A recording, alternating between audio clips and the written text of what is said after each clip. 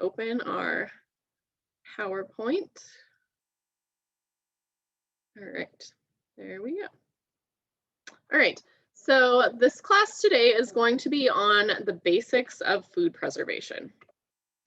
So essentially there's three main methods to food preservation, which are freezing, dehydrating, and canning. And this class is really just a kind of broad overview of those three methods. So we'll go into detail about these three particular styles of food preservations, some of the advantages and disadvantages to each of them, and some of the specifics, especially regarding food safety. But I will say with the canning in particular, there's a lot to know about proper canning. So if you are interested in that specifically, I would highly recommend taking our follow-up classes that will go much more in depth on some of the canning styles. So to start, we will start with freezing. So freezing is a great method that is going to preserve not only the freshness, but also the flavor, texture, and nutrients of your food.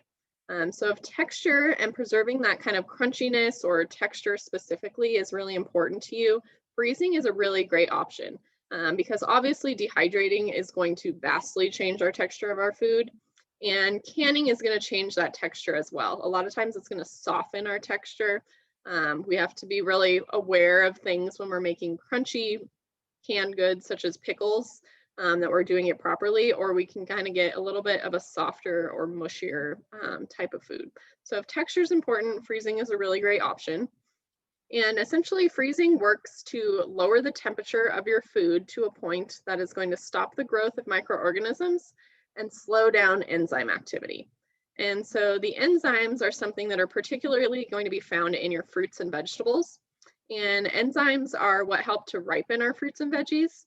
And then they also are what cause our fruits and vegetables to over ripen and then eventually start to decay, break down, mold, things like that. So it's really important that we try to preserve our foods at that peak freshness and ripeness. And by doing that, we're catching those enzymes right as they're doing their job. They're getting those fruits and veggies to that peak ripeness and freshness, and then we're slowing them down and stopping them before they're able to really over ripen those foods. And again, that starts to decay the food. It starts to affect our texture, our flavor, and our overall quality. So some packaging recommendations for freezing our foods. So some good choices are really going to be anything that's going to be airtight, moisture and odor resistant, durable and leak proof, resistant to cracking, and easy to seal or label. So honestly, there's a lot of freezer safe storage options out there, and most of them do a really good job of labeling themselves, marketing themselves. So you'll see in big letters or across the package, you know, freezer safe or freezer bag, things like that. So you can use, you know, different types of Tupperware specifically for freezer storage, Ziploc bags, again, specifically for freezer storage. And they also have a specific type of freezer paper that works well in addition to those.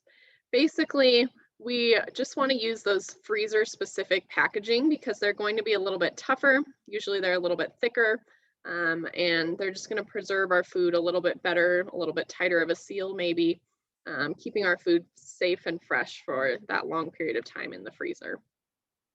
Some packaging that we wouldn't necessarily recommend would be like reused plastic dairy containers. So if you have a container from your yogurt or your sour cream, those types of plastics are really not meant for a lot of reuse, and they're definitely not meant for long-term storage at those temperatures.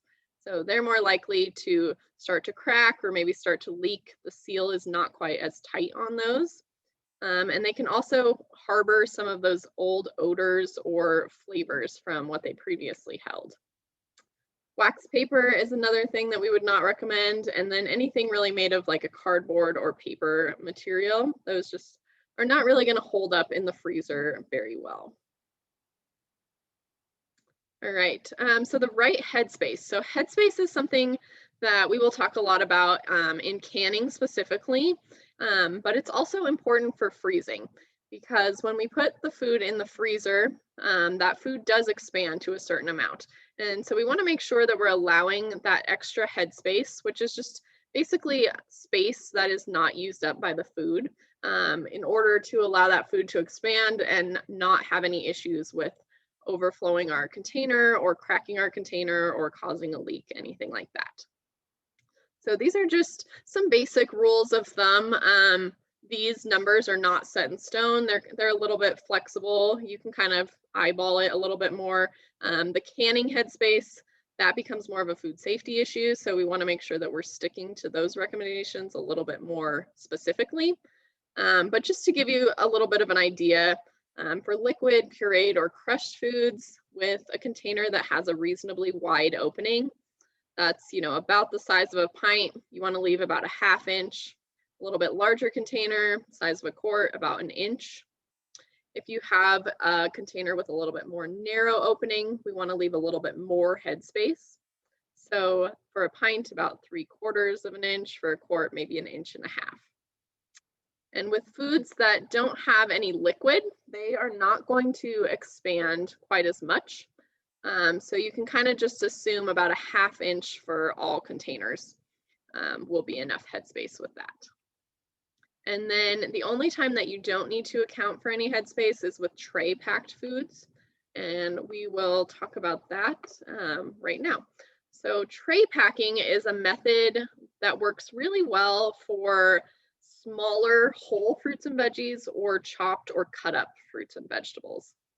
And essentially what we do with the tray pack method is we're just going to place either those small fruits or berries or cut or chopped fruits or vegetables in a single layer on either a shallow tray or a baking tray, or even freezer safe plates are fine. Just put them in that single layer like we see in that photo, and you're going to go ahead and pop it in the freezer for about 4 to 6 hours. And once those fruits or veggies are totally frozen, we're going to go ahead and remove them and then transfer them to a container for long-term storage. So again, that can be any freezer safe container, Tupperware, Ziploc bag, even mason jars are freezer safe as well. So whatever you prefer, and we don't have to worry about headspace because these are already basically flash frozen. They have expanded as much as they will in the freezing process. So we don't have to account for that headspace. But the tray pack method is really nice for fruits or vegetables that you maybe are freezing in bulk or a large amount, and you want to be able to just take a few out at a time. So by freezing them individually here, they're not going to freeze together in such a hard clump or big amount like you would if you just threw them all in the freezer container from the beginning. They'd be more likely to kind of stick together and really freeze into this large cube of fruit or vegetable. All right, so there's lots of different methods for freezing fruits specifically. So the first is going to be a syrup pack. And this is basically a solution that you're making yourself, a syrup made with sugar and water. There's different concentrations of that syrup, measuring from what we call light to heavy. We'll go through some more specifics on that a little bit later. But that's basically you're putting the fruit in that syrup and freezing it in that solution. The next option is going to be a sugar pack. So this is using sugar directly on that fruit, and that's going to help to draw out the natural juices of the fruit. So it's essentially kind of making its own natural syrup using the juices of the fruit, although it won't be as much or as concentrated as that syrup itself. The next option is going to be an unsweetened option. So this one's not going to involve using sugar, but instead using something like water or fruit juice or artificial sweeteners in place of sugar. And then finally, our last option, which we already talked about, is going to be that tray pack, which is really going to work best for our smaller fruits or berries, and again, chopped fruits as well. All right, so this is actually a screenshot from the National Center for Home Food Preservation, and they are a center that is run out of the University of Georgia Extension. And I highly recommend that you check out their website after we're done with this class because they have a wide variety of resources as well as recipes on all things food preservation. So you can find recipes for freezing, dehydrating, as well as canning, as well as just information on those different topics. But this is an example of how they set up their recipes, which I think it's really nice, and it gives you a lot of different options and a lot of different information. So as you can see, we're freezing peaches or nectarines with this recipe. And it starts with just the preparation information. So again, selecting those well-ripened fruits, sort, wash, and peel. And then it gives you different options for those different packs. So the first is going to be our syrup pack. And with this, they recommend using a 40% syrup. And then again, we go on to our recipe. We can see it says for a better quality product, add half a teaspoon of ascorbic acid. Put the peaches directly in that cold syrup in a container. Press the fruit into the syrup, leaving headspace and sealing and freezing it. So that's going to be our syrup option. The next is going to be our sugar pack. So again, the instructions are very clear. Adding 2/3 cups of sugar to our fruit, making sure that it's all dissolved and letting it stand for 15 minutes. Again, we can add that ascorbic acid if we'd like, just to increase the quality a little bit. And then rinsing it and packing it in our containers, again, leaving that appropriate headspace. And then finally, our last option is a crushed or pureed fruit or peach or nectarine. And it gives the instructions for that as well. But it's just a really user-friendly website. I always recommend, especially beginner canners or food preservers, check this out. If this link were live, you could go ahead and click on, the word syrup or the word headspace, and it would give you further information about that. So for the syrup specifically, so it recommends a 40% syrup. So, what does that mean? What is that ratio? So you could click on that syrup word and it would take you here. And so this is going to be our table and our information on syrups when freezing fruits. And so, like I said, there's a wide variety ranging from very light to very heavy. All of these recipes have been tested for not only safety, but also overall taste and quality. And so with that, they recommend a heavy syrup for best quality with peaches. So that means a 40% syrup, sugar syrup. And for some people, that might be too much. The nice thing about freezing is the sugar part is really more for quality and flavor than it is for safety. So our safety component when freezing is that decreased temperature of the food. When we get into canning, the sugar is part of that food preservation process. So we cannot change how much sugar we're using in a recipe, even if it maybe seems like a lot. But with freezing, we have a lot more flexibility.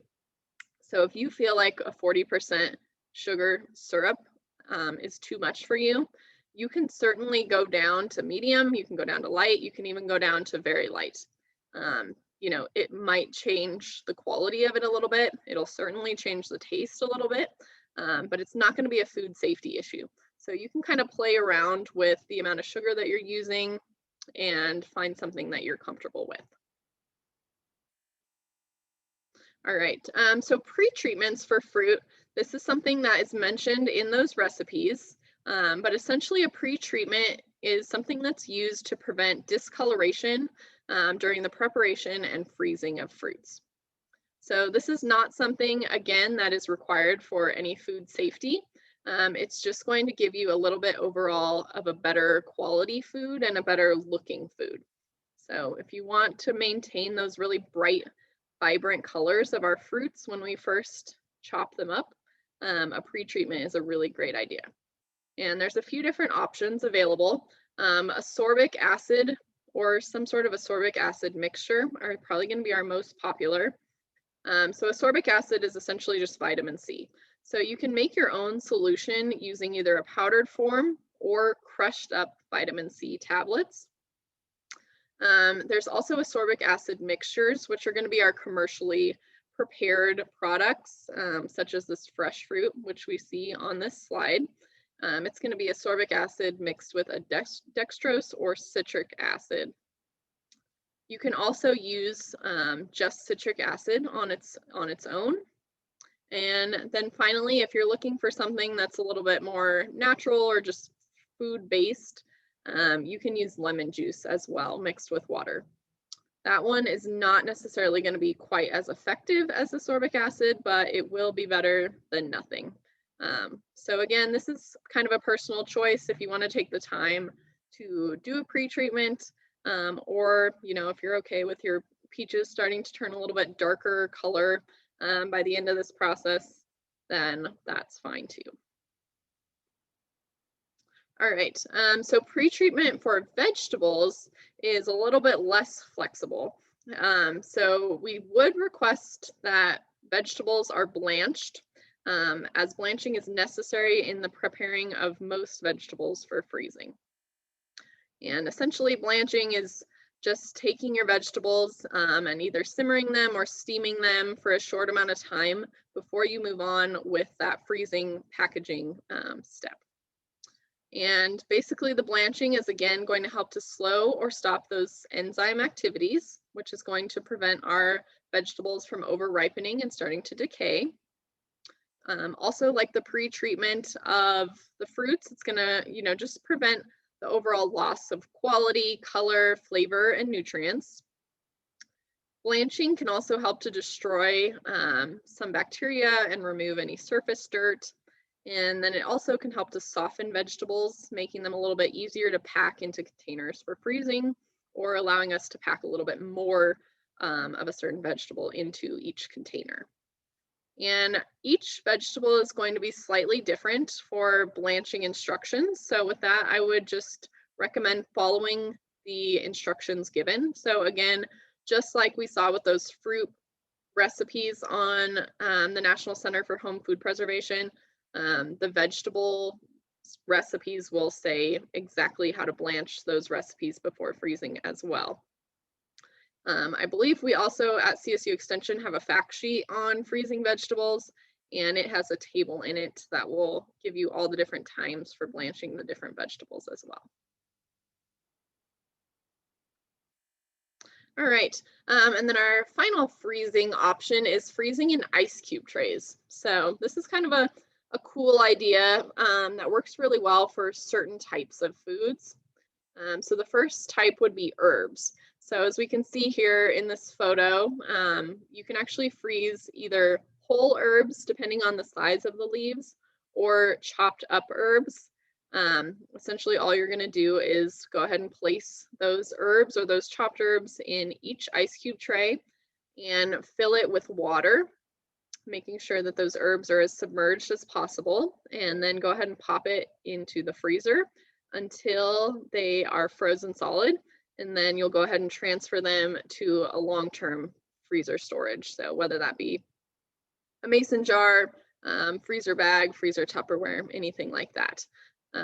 Other things that this works well for are different types of sauces. So pesto sauces, tomato sauce, things like that, as well as fruit juice or fruit purees. So, even with the herbs or the different fruits or purees, you can use those as ice cubes themselves. So if you're looking to add a little bit of infused flavor to your water or iced tea or lemonade, anything like that, this can be a really natural and sugar-free way to do that.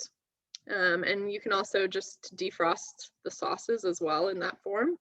The herbs, if you're really organized, you can kind of make it recipe specific. So if you have a favorite sauce recipe that has a few different herbs, you can put each of those herbs in a couple different ice cubes, and then when you're ready to make that sauce, you can go ahead and just pop those in the pot.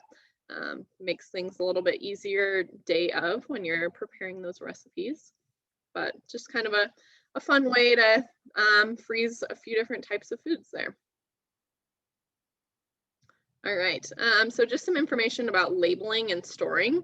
So when we place our foods in the freezer, we always want to make sure that we are labeling it with the product name, the date that it was frozen or prepared, the quantity, and then if you have any added ingredients. So if you make a few different varieties of foods, maybe one of them has, a few more spicy green chilies in them or a spicier variety, you want to make sure that you note things like that.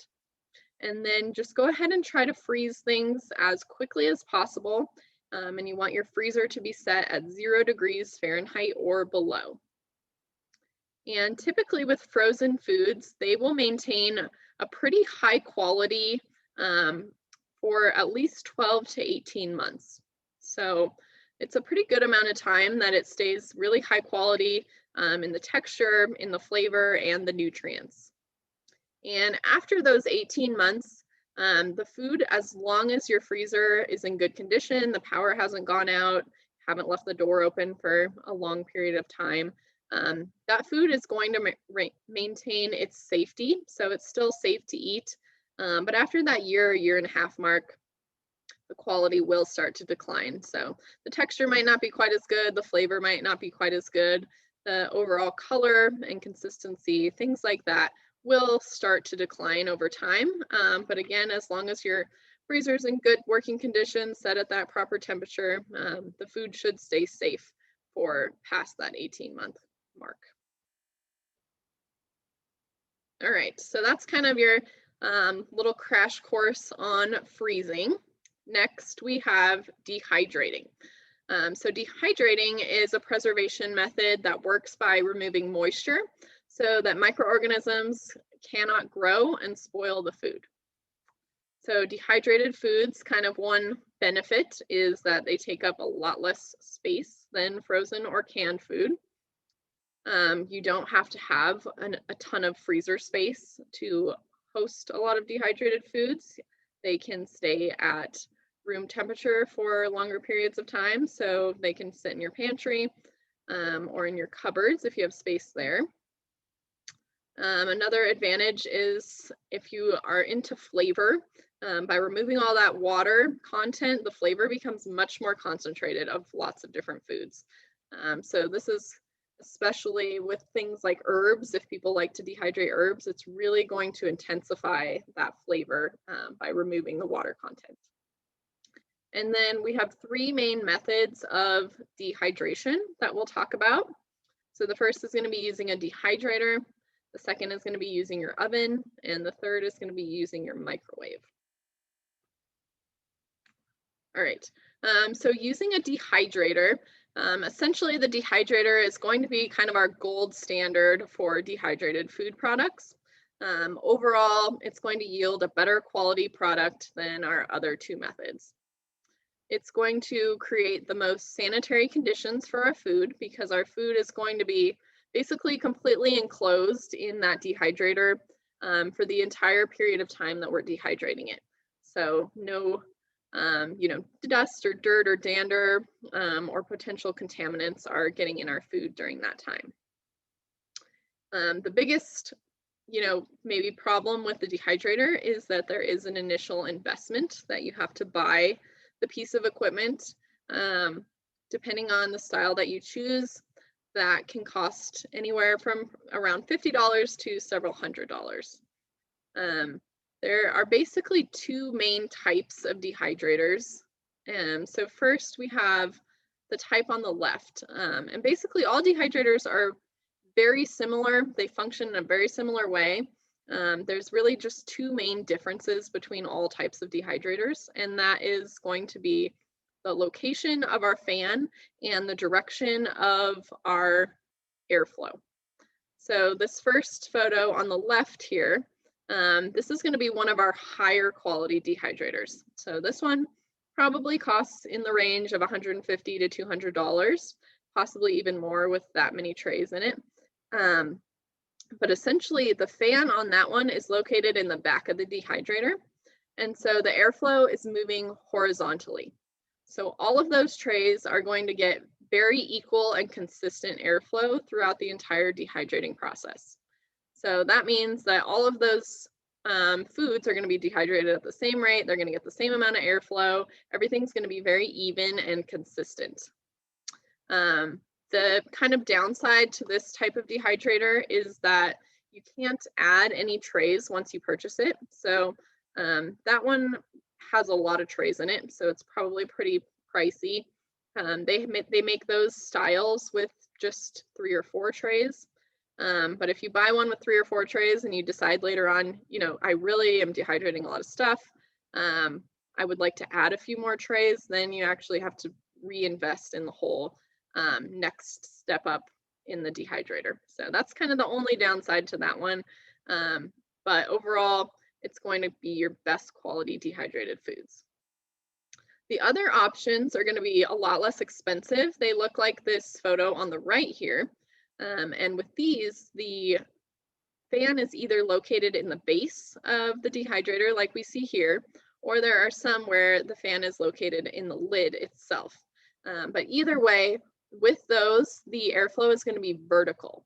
So it's either going to be moving from the base up or the lid down. And with this, because our airflow is going to be closer to certain trays than others, the overall drying process is not going to be consistent throughout all of those trays. So if you have a dehydrator like that, that's totally fine, and they work really well. Like I said, they're a lot less expensive. Most of them are probably more in the $40 to $50 range.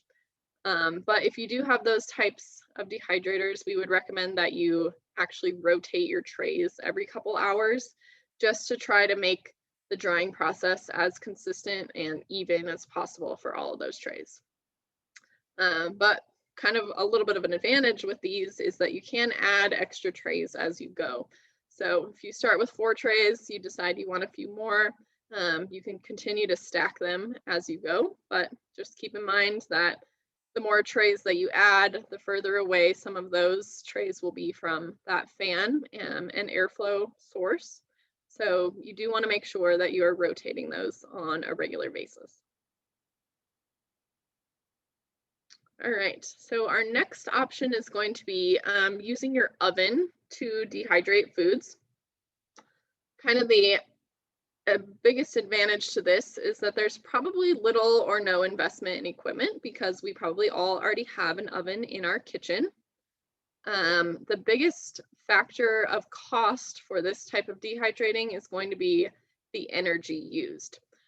So oven drying, it certainly can be done safely. It can be done in your kitchen, but it's not a quick process. So dehydrating as a whole is not an overly fast process. Things in a dehydrator are typically going to take, 4 to 8 hours, some things 10 to 12 hours. In an oven, you're looking at 2 to 3 times longer than that dehydrator time. So in some cases, we're looking at close to 24 hours of dry time. So that would mean leaving your oven on for a full 24 hours. You also must rotate and turn your food trays if they're in the oven. Again, just to make sure that those foods are drying as consistently as possible. You'll also want to use a thermometer in your oven to make sure that you're at the proper temperature. So typically most things are going to dry in the 140 to 145 degree Fahrenheit range. Anything above that will start to either scorch or cook your food. And we definitely don't want to cook it because if we start to cook it, then it becomes a time temperature safety issue rather than removing just the moisture and making it a safe product to have at room temperature. And in order to get good airflow, we do need to leave the oven door open about 2 to 4 inches at all times. So again, you're using a lot of energy through that oven just being on, and then adding that we're going to be leaving the door open. So that can be a safety concern if you're comfortable leaving your oven on for that amount of time, if you're able to be home kind of to monitor it for that amount of time. If you have children or pets that like to stick their noses in things, just some things to keep in mind. Like I said, it's totally doable, but if you're looking at doing a lot of dehydrating, I highly recommend investing in a dehydrator. And you don't have to purchase the really expensive brands or types. Some of those lesser expensive dehydrators work really well. All right, and then our final type of dehydrating is going to be using the microwave. But it's a very limited process. So the microwave is really only appropriate for drying small quantities of herbs. It's not really set up to work for drying other types of foods that are going to have much higher moisture contents. But if you are interested in drying herbs in your microwave, this is a nice option if you're just interested in drying herbs, so you don't really want to invest in that dehydrator setup, but maybe you also don't want to leave your oven on for that full amount of time and leave your oven open for that full amount of time. The microwave is kind of a nice compromise for herbs specifically.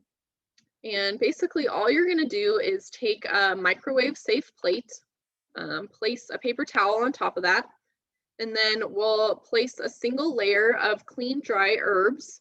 So we can see in that photo there, just in a single layer. Place another paper towel over that, and we're going to go ahead and pop it in the microwave for 1 minute. And then you'll go ahead and remove it, check to see if they're dry yet, which I can tell you they will not be.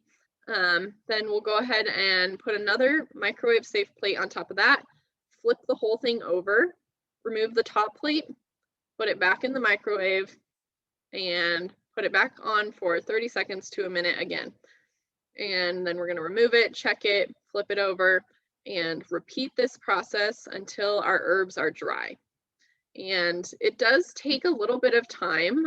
So us here living in Colorado, we don't have a huge moisture content in the air, but it still will take, depending on the type of herb and the size of the leaves, usually about 5 to 10 minutes of actual microwave time.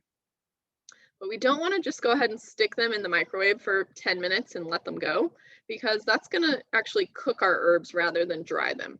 So they need that time in between to kind of get a little airflow, get a little rest, to check them, flip them over, make sure that they're drying equally on both sides, rather than just sticking them in the microwave for that whole amount of time on one side. And like I said, usually in Colorado, we're looking at about 5 to 10 minutes of microwave time. If you live in a place with a little bit higher humidity, it'll likely take a little bit longer.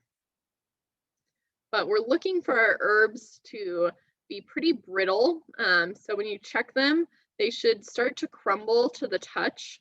And if they have stems, those stems should break cleanly, rather than just kind of bend. So those are some kind of tips on how to tell if they are dried yet.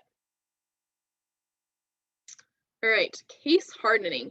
So case hardening is probably our main food safety concern with dehydrating.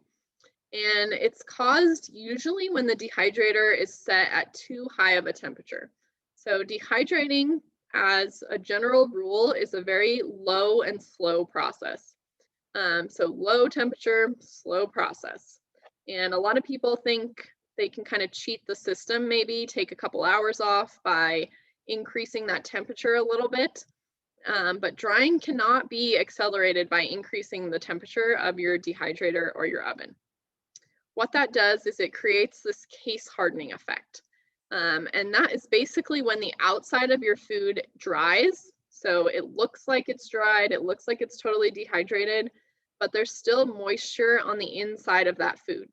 And that's later going to cause mold. It can cause, foodborne illness, bacteria to start growing, and can make you sick if you consume it. This is also a really big problem with sun or solar drying, just due to the overall lack of temperature control. So there's definitely information out there about how to solar dry certain types of foods, but we would not personally recommend using a sun or solar drying technique for foods that you're looking to consume.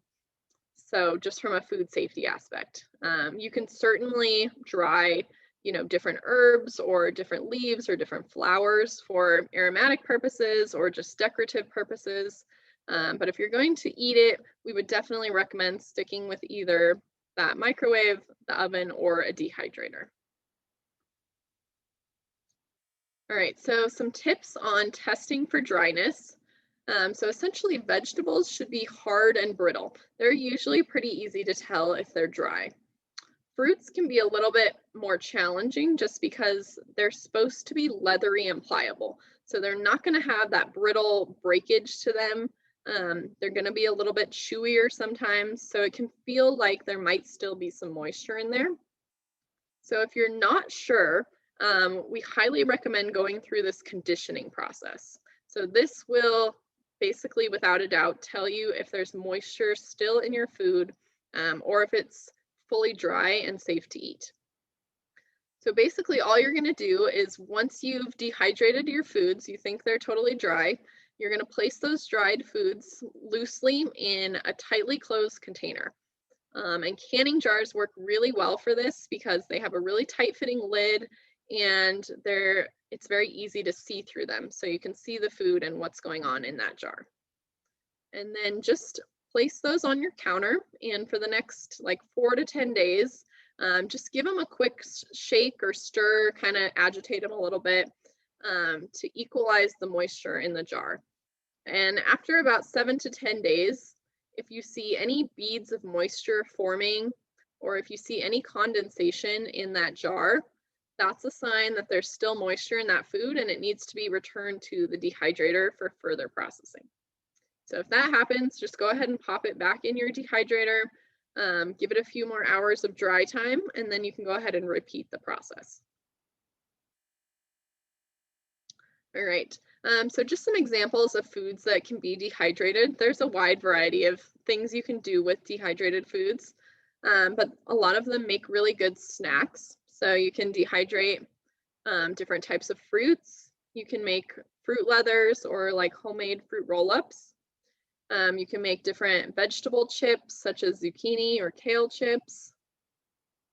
You can also dehydrate your own seasonings using herbs or onions. You can also dehydrate all kinds of different foods such as tomato sauces, soups, or certain casseroles that can be rehydrated later. So this is really popular among backpackers or people who like to go camping in the backcountry.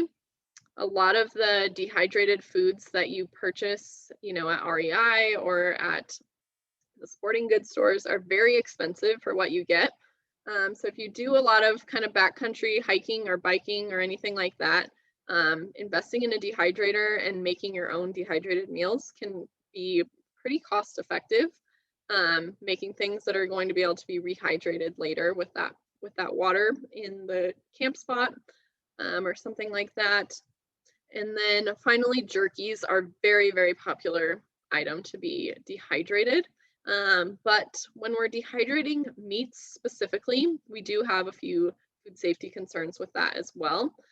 So we have some very specific methods that we would recommend for dehydrating jerkies. All right, so just a little bit of background information on drying jerkies.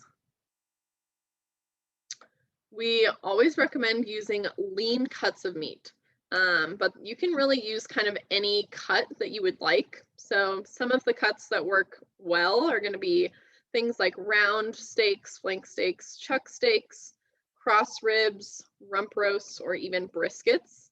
But again, we want to make sure that they're as lean as possible.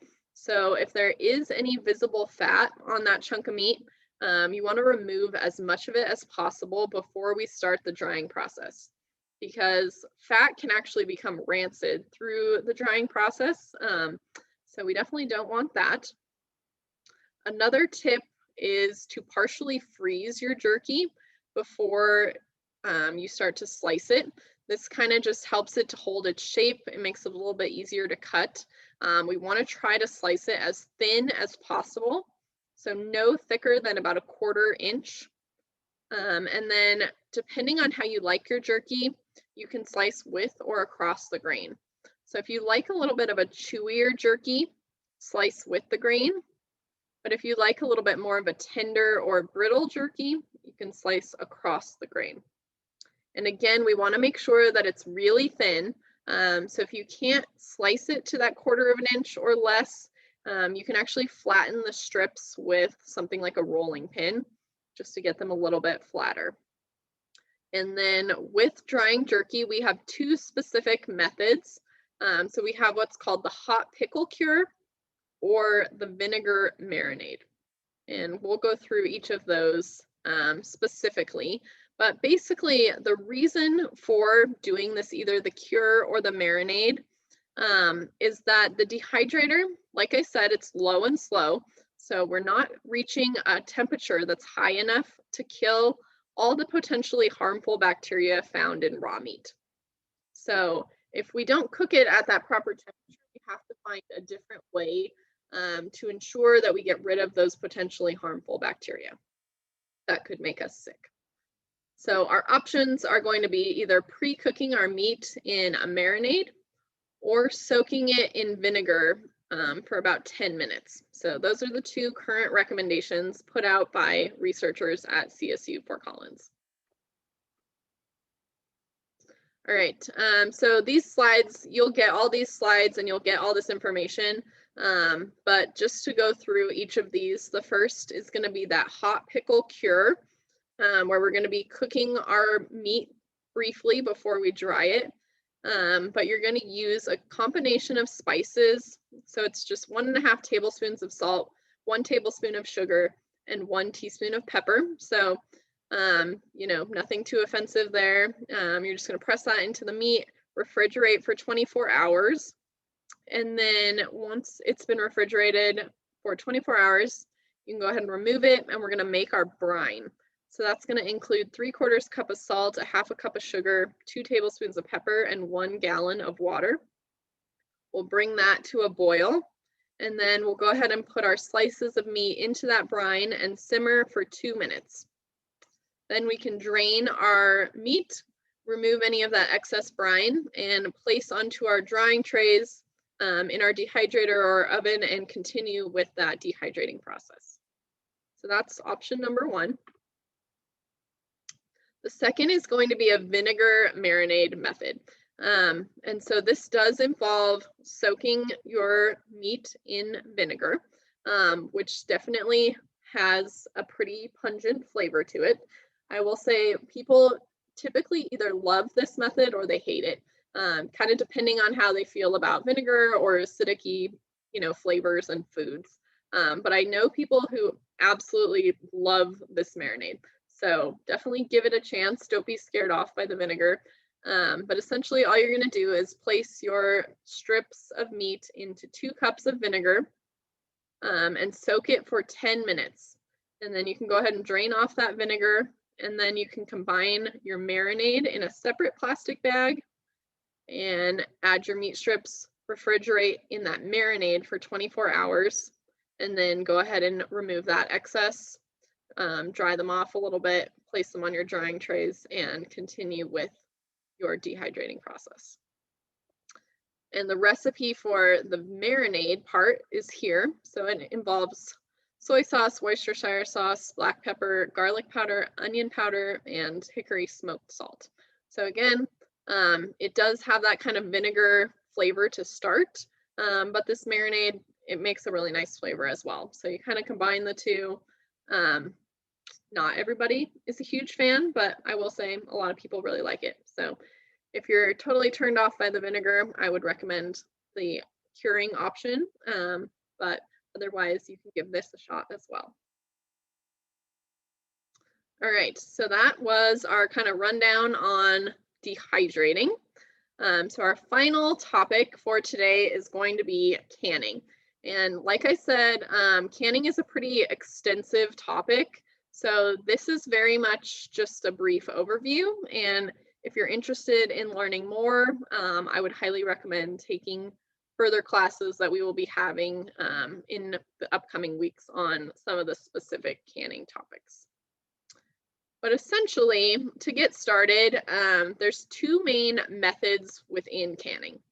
And the type of method that you're going to use depends on the pH of the food that you are preserving. So the first is going to be water bath canning. And this is going to be used for acidic foods. So foods with a pH of 4.6 or less.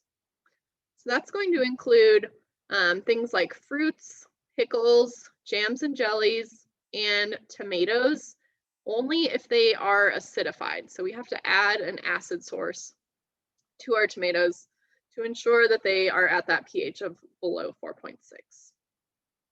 Our other method is going to be pressure canning. This is going to be used for our neutral or low acid foods, which are foods with a pH of above 4.6. So this is going to be our meat, poultry, fish, and vegetables. All right, so you might be wondering, what is that 4.6 pH number and why is it important? And really it has to do with preventing botulism. So botulism is a pretty scary condition that does stem from some improperly home canned foods. So it can make people very sick and can potentially be deadly in some cases. So we want to be really aware of our methods and making sure that we are preventing that risk of botulism. And essentially, Clostridium botulinum is the bacteria that causes botulism in the end. But it's, the bacteria itself is found in soils. It's found naturally in Colorado. The bacteria itself is not really dangerous, but the dangerous part is that that bacteria forms spores. And those spores are what make us sick and what can cause the issues. And so the spores, they don't germinate, they can't survive in acidic environments. So as long as our foods are that pH of 4.6 or less, so that's kind of the threshold in which it can survive. As long as they're less than that in an acidic environment, we don't have to worry about the spores, we don't have to worry about botulism, we're good to go. But the issue comes when we don't have an acidic environment, because those spores are very heat resistant. So they require a very high temperature to destroy, a temperature of at least 240 degrees Fahrenheit or above. And with our water bath canning method alone, we can't reach those temperatures. So we can't destroy the Clostridium botulinum spores. We need the pressure canner to add pressure to increase our temperature to a degree that we can get rid of these spores that could potentially cause botulism. So that's kind of the reason for the two different methods. Some foods are just never going to be acidic enough that they can be safe in a water bath canner. They really need that pressure canner to increase the temperature. So as you can see here, at 10 psi in the pressure canner, that'll get us to our 240 degrees at sea level. And so since we are not at sea level, we do have to make altitude adjustments. So typically most of our pressure canned foods are going to be run at 15 psi in order to get to that temperature that we need to destroy the Clostridium botulinum spores.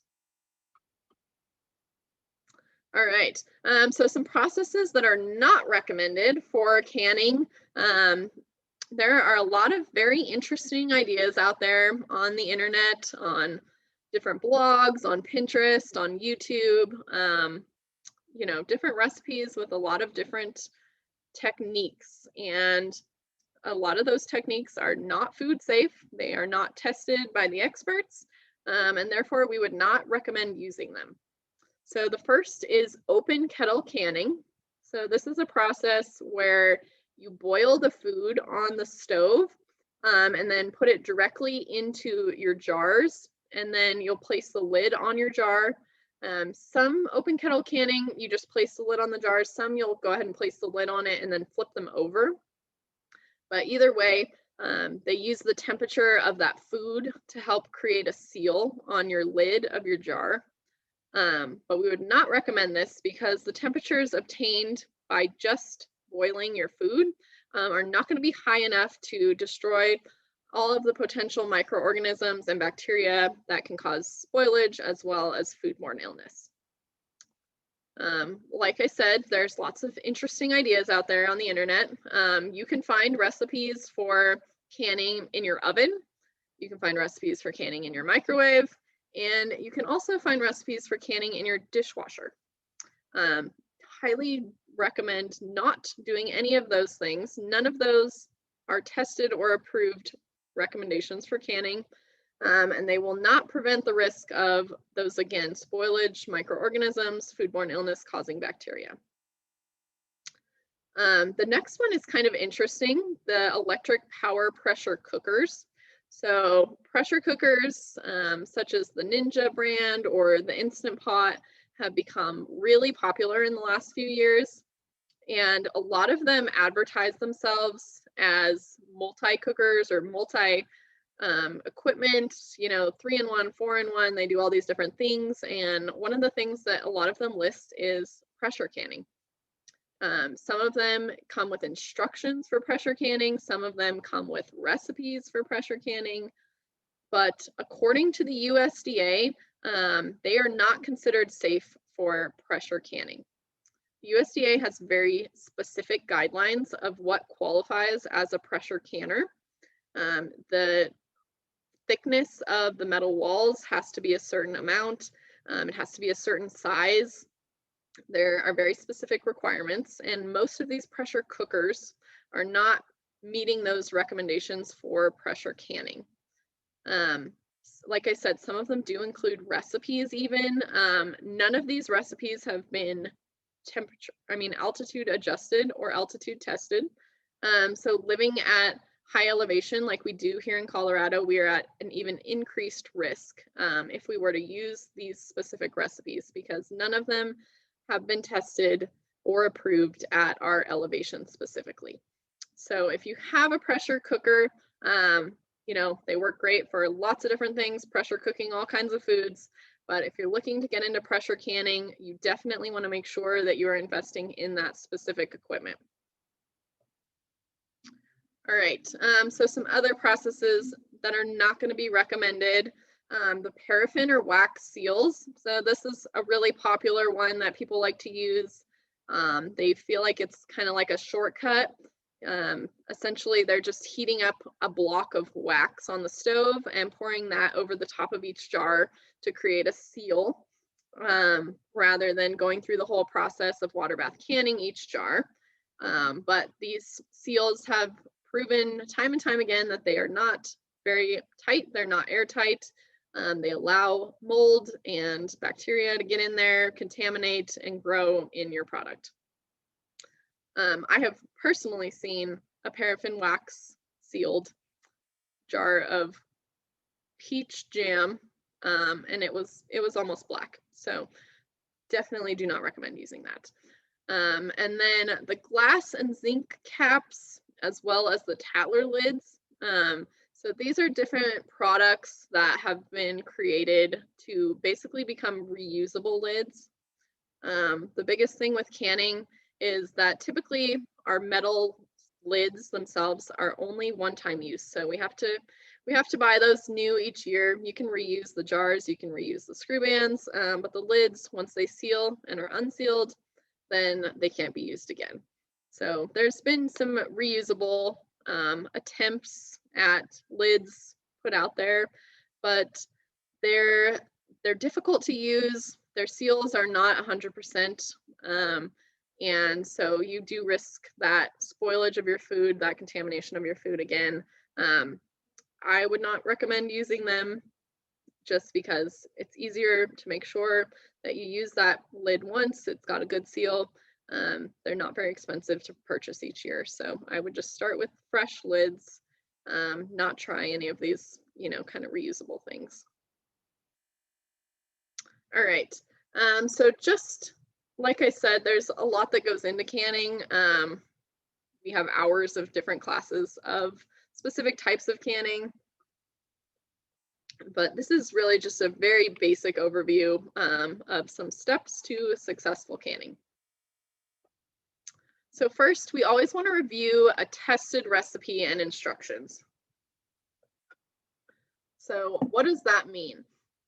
A tested recipe is a recipe that has undergone extensive research and trials at either a university research lab or other certified food lab, and they test every aspect of these recipes. So not only are they testing things like pH, water content, moisture, altitude adjustments, things like that, but they're also testing for quality, flavor, texture. So not only are you getting the safest product, but you're also getting the best quality and best tasting product out of it. So we want to make sure that we are using a tested recipe. Like I said, there's lots of recipes out there on the internet, on YouTube, on Pinterest, on different blogs. Some of these have no altitude adjustments. Some of them, the pH might not be safe.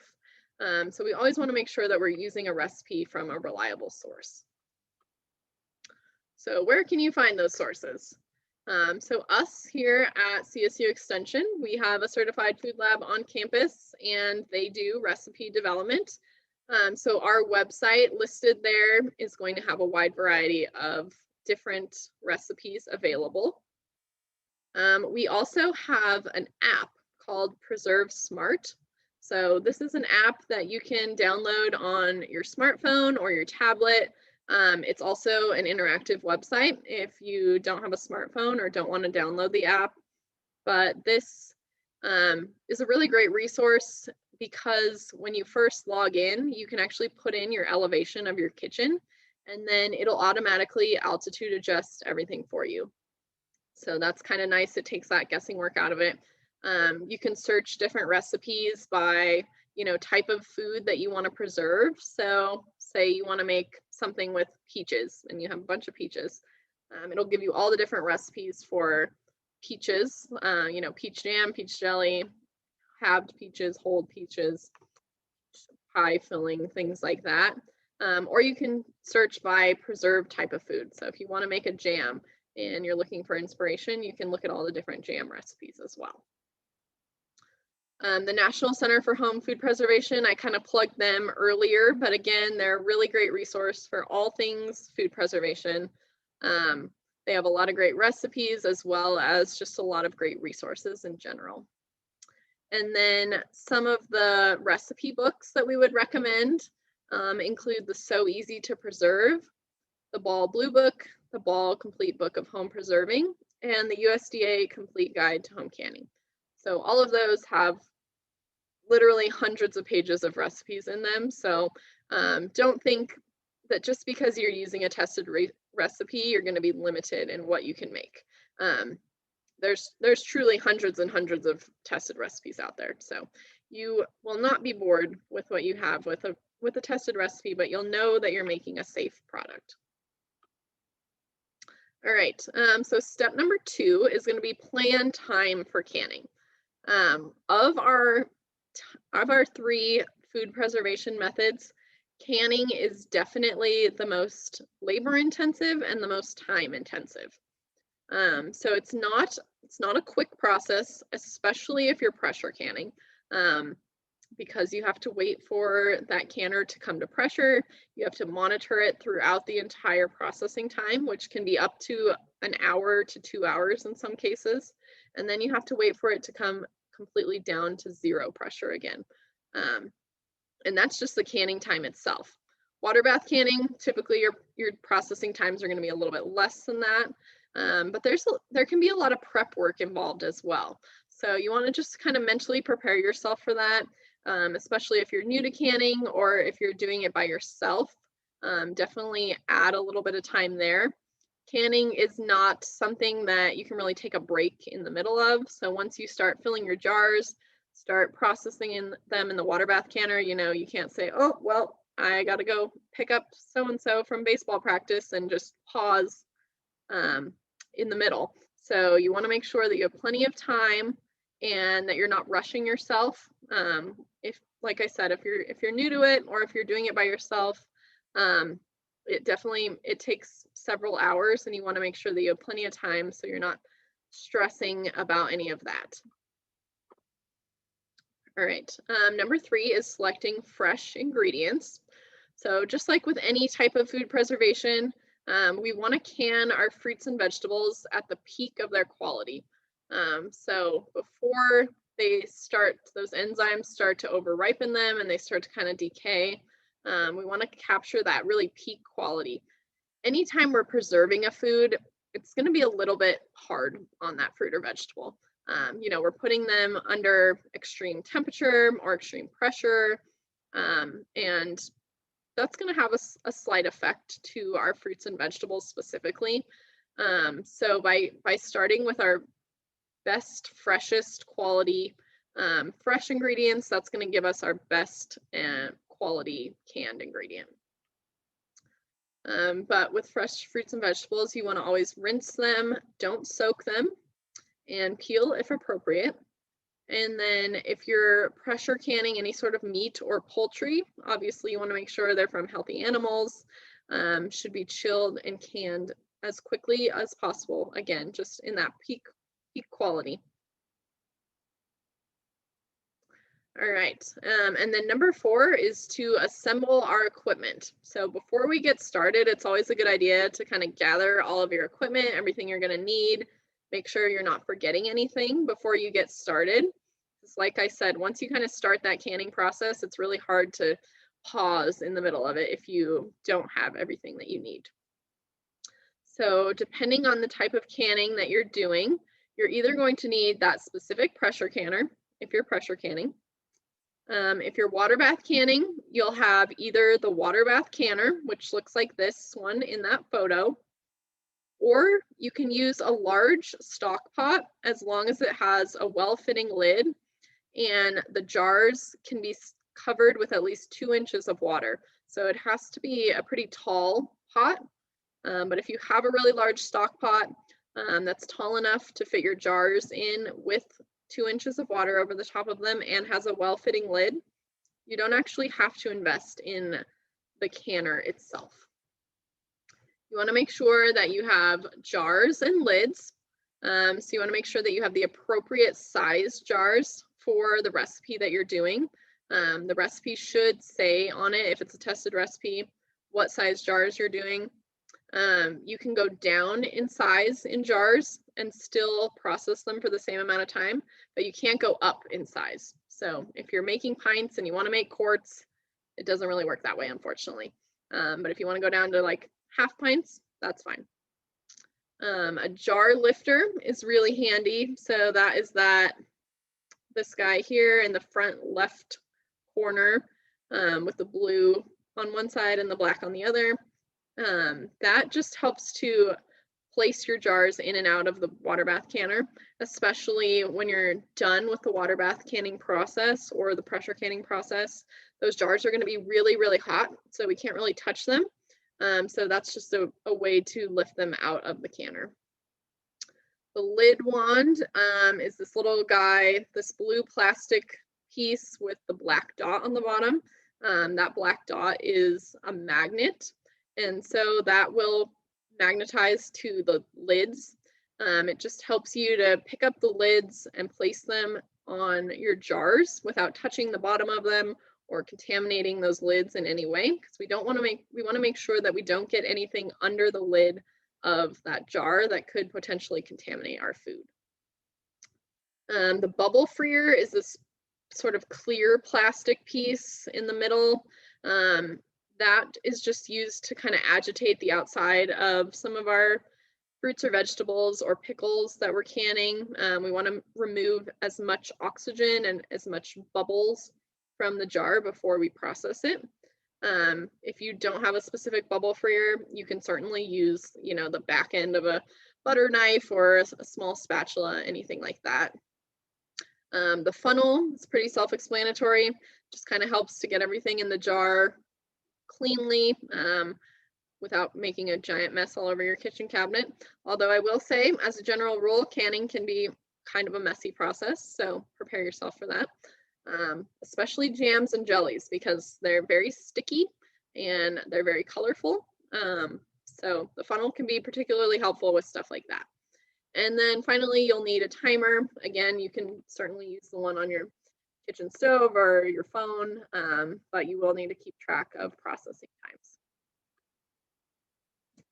And then the biggest food safety thing with canning, for those of us who live at elevation, which is going to be everyone that lives in Colorado, no matter where you live, we are considered at altitude. is that we have to make adjustments based on the recipe to ensure that we have a safe product. So for water bath canning, that's going to include adding time to our processing time. Since water boils at a lower temperature as elevation increases, we have to boil it for a longer period of time. And with pressure canning, we must increase the pressure since atmospheric pressure gets lower as elevation increases. So like I said, at sea level, 10 psi is going to get us to that 240 degrees Fahrenheit, but mostly we'll be processing things more at like 15 psi. So we have to increase that pressure. It's very important that you know your exact elevation for where you will be canning so that you make the proper adjustments and that in turn you make a safe product from your canned goods. So if you're not sure of your elevation, you can plug your address into different websites such as whatismyelevation.com or geoplaner.com. Both of those work really well. And then we just want to make sure that we're always following the instructions for the altitude adjustments in a tested recipe. So all tested recipes should have altitude adjustments available. So this is an example of a recipe from that National Center for Home Food Preservation. So as you can see, these recipes have a really nice table with them. Another reason I love using recipes from the National Center for Home Food Pres, because each recipe has the specific processing adjustments on that recipe. So you don't have to go looking for it. You don't forget about it. It's right in front of you. But as you can see, this processing time is broken down into altitudes of 0 to 1,000 feet. So that would be our sea level. 1,000 to 6,000 feet, and then above 6,000 feet. So some of them are broken down more than that, but for this one, we're going to fall into that 1,000 to 6,000 category. If you live above 6,000 feet, then you would use that last column. So you have to kind of match up, what you're doing. So with this, there's only one style of packing. And we'll get into, what all that means in further classes with the water bath canning classes. But there can be a raw pack and there can be a hot pack. So some of them, different recipes, you'll get both options. Some of them, there's just one option. So with this one, our only option is a hot pack. And then we get to choose our jar size from these different options. So we can do pints or quarts, or we can do half gallons. So we pick which size jar we have, and then we pick our altitude. So again, we're going to be in that 1,000 to 6,000 feet here in Pueblo County. So for pints, we would add 5 minutes from the sea level time, which would give us 10 minutes. And for half gallons, we would have 15 minutes. So that's just kind of a quick example of what the altitude adjustments look like on that website specifically. A lot of the canning recipe books, like those ones that I mentioned, So Easy to Preserve, for example, they have a table in either the front or the back of the book.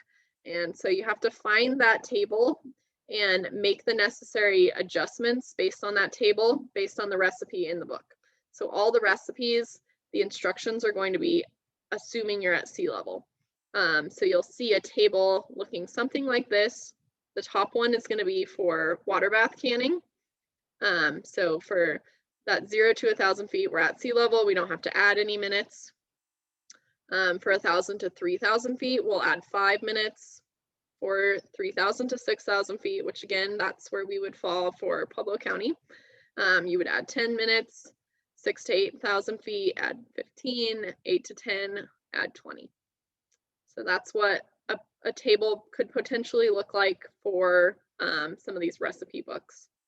And then for the pressure canning, same thing, that second table on the bottom there, we would add, our pounds of pressure.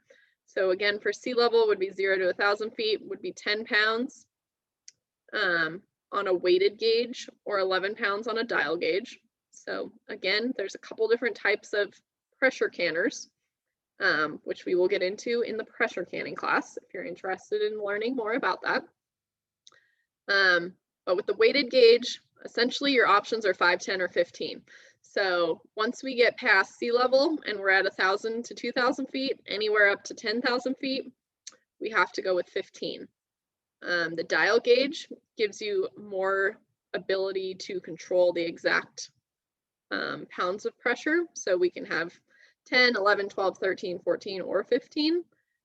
So as you can see in this chart, it just goes, the pounds of pressure go up as the altitude goes up. So for us here in Pueblo County, at 4,000 to 6,000 feet, we would be at 13 for a dial gauge.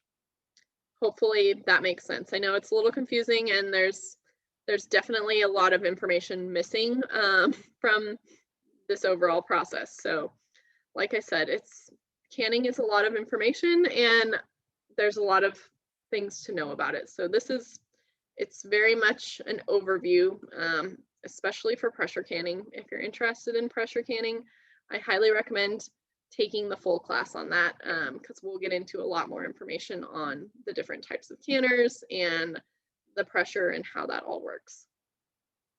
But with that is kind of where I wrap up with this class. So I'm sure you guys probably have more questions about canning, but if you guys have any questions about anything else, feel free to type those in the chat, or you can go ahead and unmute yourself and ask questions. We'll just go ahead and take questions. If there's any questions I can't answer, I'll go ahead and make a note of them and try to do some research and include those answers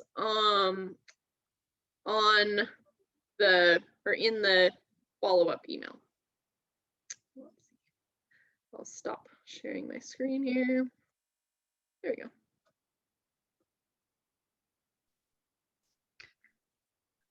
So if we wanted to freeze something in a glass jar, it has to say something like freezer safe, or do we know by certain types of jars? Freezer safe, so I can tell you that. Okay.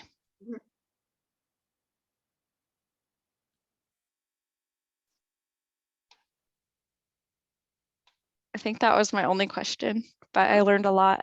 Good. Anybody else have any questions? If you think of anything later, you can always email me or call me.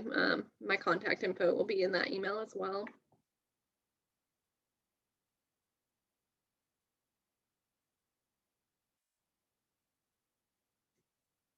Cool. You guys are making it easy on me today. Everyone probably got hungry and had to go get a snack. Yeah. Everyone's just overwhelmed with all the information. What is the next class? The next one will be on jams and jellies. Okay. Yep. We can include the flyer for all the upcoming classes. Mm-hmm.